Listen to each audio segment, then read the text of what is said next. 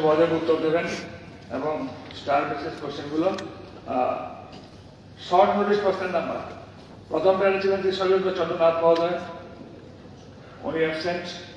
দ্বিতীয় প্রশ্নটি এনেছেন শ্রী গোপাল চন্দ্র রায় মহোদয়। Sir, let me just double start question number 2.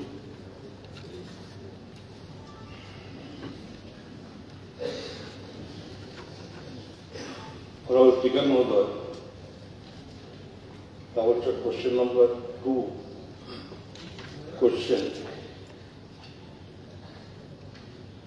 বর্তমান অর্থবর্ষে 8 পে কমিশন গঠন করার কোনো পরিকল্পনা রাজ্য সরকারের রয়েছে কিনা? 8 পে কমিশন গঠন করার ব্যাপারে এটা রাজ্য সরকারের বিবেচনাধীন আছে। যদি থাকে তবে কবে নাগাদ ঘোষণা করা হয়? একদম প্রশ্ন উত্তরের পরিপ্রেক্ষিতে প্রশ্ন আছে। Sir, supplementary sir. After every 10 years, pay commission গঠন করা হয় due to inflation and disparities in the salaries and economies দূর করার জন্য। স্যার, আমি বিস্তারিত যাচ্ছি না, তবে ত্রিপুরার যারা সরকারি কর্মচারী তারা দুর্ভাগ্য 1988 সালে থার্ড পে কমিশন পাওয়ার পরে আর কোনো পে কমিশন হয়নি। 17-18 এবং 16-17-18-তে পে রিভিউ কমিটি হয়েছে। একমাত্র Congress supplementary sir, please supplementary sir আপনি কর্মচারী সাপ্লিমেন্টারি স্যার করছি আমি, আপনি কর্মচারী বিরোধী প্লিজ সাপ্লিমেন্টারি স্যার। আমি যেটা বলছি don't argue sir, please supplementary. we are very happy and grateful to the Prime Minister of India.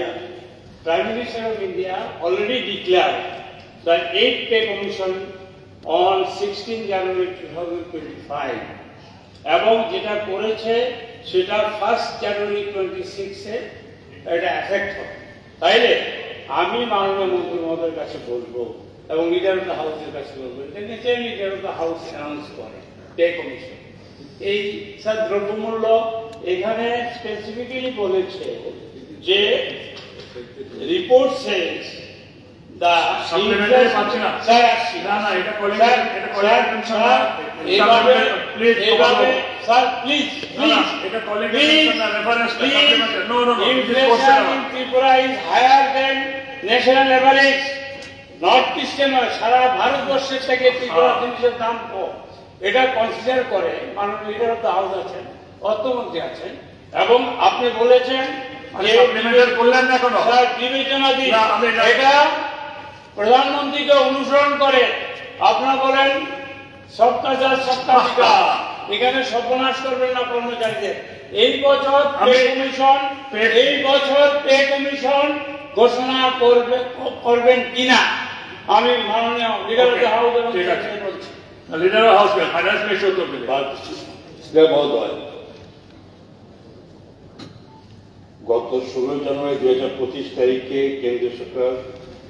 কেন্দ্রীয় সরকারি কর্মচারীদের জন্য 8 পে কমিশন গঠন করার প্রস্তাব ঘোষণা করে। আমি জানি না তবে এই যে 1 এপ্রিল থেকে হবে এটা আমাদের জানা নেই, যে এখনই পেয়েছে। এখন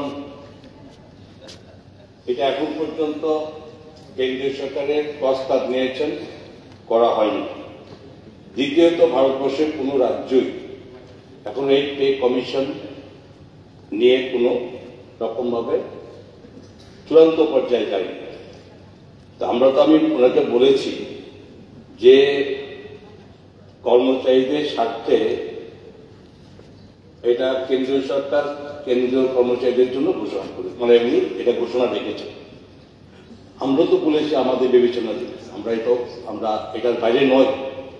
তো কথা হচ্ছে উনি যেভাবে চাইছেন যে কবে হবে সেটা তো এই মুহূর্তে বলা সম্ভব নয়। আমাদের যে ইচ্ছা আছে সেটাকে বলছি। এখন হয়তো মাননীয় সদস্যের এটা অগ্রিম বলে বারবার একই কথা সেখানে রিপিট করে এটা রাজ্যের সরকারি কর্মচারীদের হয়তো বোঝাতে চাইছেন যে উনি একমাত্র তাদের জন্য দুঃখ করেন, আমাদের কোনো কিছু নেই।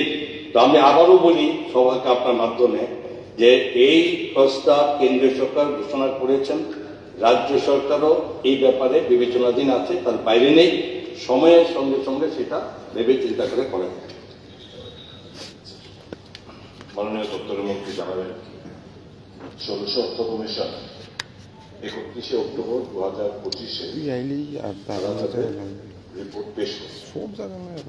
তো স্বাভাবিকভাবেই আমাদের রাজ্যের সরকারি কর্মচারীরা যে 22% দিয়ে আছে পাওনা, এগুলো যদি আমরা কমিটেড না করি তাহলে at the end of the day they will be the biggest losers, এবং আপনি পরবর্তী সময়ে অর্থ কমিশনকে বাধ্য করতে পারবেন না টাকা রিলিজ করার জন্য, টাকা দেওয়ার জন্য।